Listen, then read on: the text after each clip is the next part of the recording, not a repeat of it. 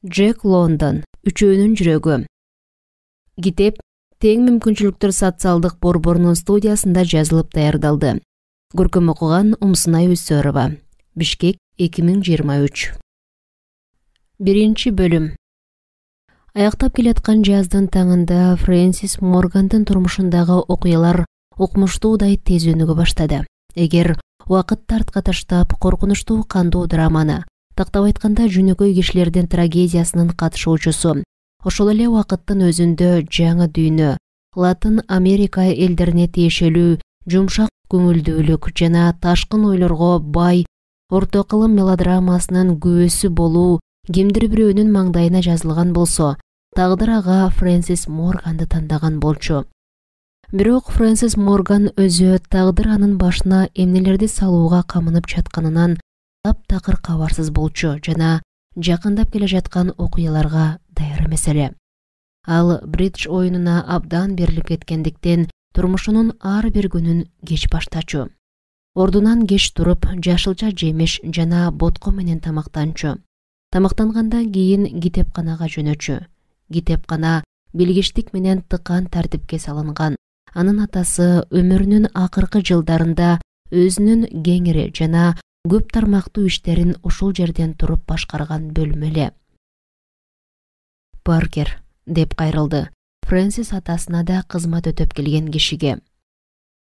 Моргандын өмүрүнүн акыркы жылдарында семирип кеткендиктин белгилерин байкадың беле?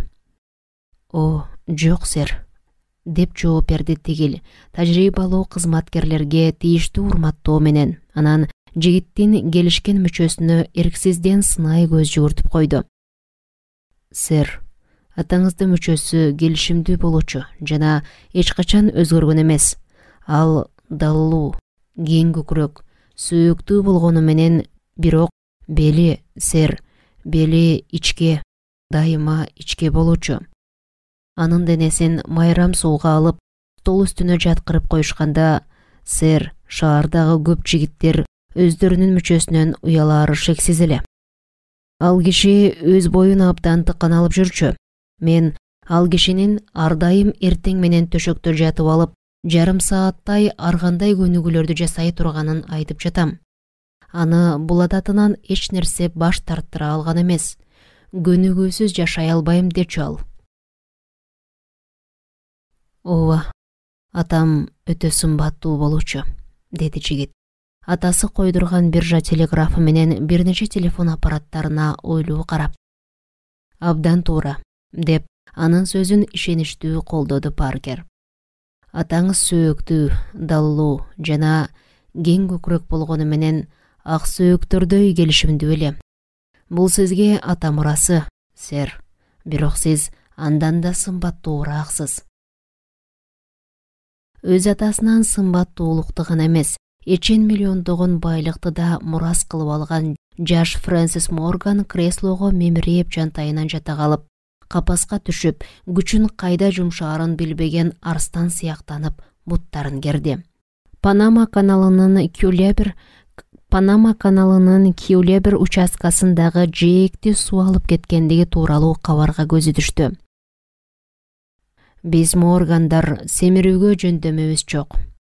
Албетте, бул жакшы, деди ал, оозун керейестеп. Болбосо мындай жашоодо мен эч эле семирип кетмекмин. Туурабы, Паркер?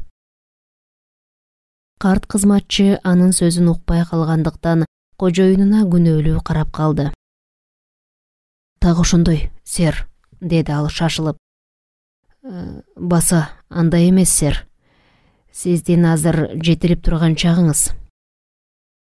Андай эмес, деди жигит ишеничтүү. Мен семиргеним жок, бирок эттерим бошоп калганы чын.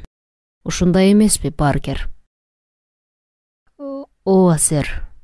Арийне. Жок, сэр. Мен айтмакчы элем. Жок, сэр. 3 жыл мурда колледжден келгениңизде кандай болсоңуз, азырда дал ошондойсуз. Демек, бекерчилик мага майдай жагат экен да, деп Фрэнсис күлдү. Паркер көңүл коюп угуп турду, бирок кожоюну өтө олуттуу маселе чечип жаткансып, ойго батып кетти. Анын колдору жакында койгон мурутун сылагылап жатты. Паркер, мен балык оолоого бармакчымын. Ооба, сэр. Бир нече бүктөмө кайырма калдырган болчумун. Аларды даярдап, бери алып кел, карап көрөйүн. 1-2 жумага токойго барсам, пайдалуу болобу деп турам. Антпесем семирип кетип, укум-тукумубуздун наамына шек келтирем. Балким, сен сэр Генри тууралуу уккандырсың? Башкесер, каракчы, картаң сэр Генри тууралуу. Ооба, сэр. Мен ал жөнүндө окуганмын, сэр. Паркер кожоюнунун буйругун орундатуу үчүн анын сөзүнүн бүтүшүн күтүп эшик алдында турду.